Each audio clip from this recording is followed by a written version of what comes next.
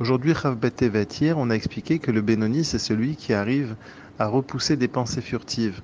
Il ne se laisse pas embarquer dans ses marchavot et il les repousse. Comment?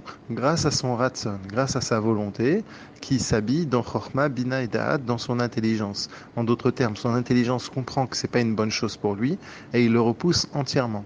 On aurait pu penser que donc il a finalement raffiné son effet Shabbat Hamit, l'âme animale. Et là, Rabbi Shlomo Zalman nous dit qu'il n'a pas du tout raffiné son âme animale, il a juste raffiné les trois levushim, l'action, la parole et la pensée. Mais le Nefesh Abahamit, il est exactement à la même place avec autant de puissance qu'il avait auparavant. Sauf qu'il ne le laisse pas s'exprimer. Quand il est dans la tfila ou quand il est dans l'étude, eh bien à ce moment-là, il a un tellement grand attachement, un tellement grand dédice vis-à-vis d'Akadosh Baruch Hu, qu'il ne laisse pas du tout, il n'y a même pas de pensées furtives qui viennent.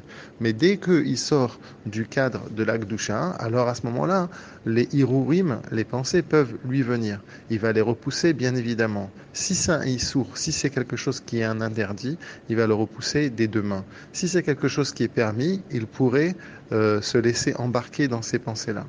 On dit que les Hirurim sont les trois choses sur lesquelles l'homme ne peut pas, n'a pas de shlita, il n'arrive pas à dominer. Il y a trois choses que l'homme n'est pas Nitsoul, il n'arrive pas à s'en empêcher. C'est quoi? C'est les Hirurim, les pensées qui lui tombent comme ça. C'est Iyun Tfila, c'est le fait de s'approfondir dans la Tfila. Et c'est la Shonara.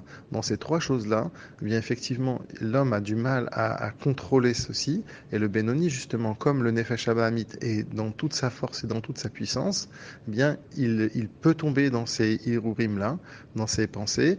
Et c'est pour cela que justement, sa marshava, dibour et maasé, sa pensée, parole et action lui empêchent d'aller plus loin.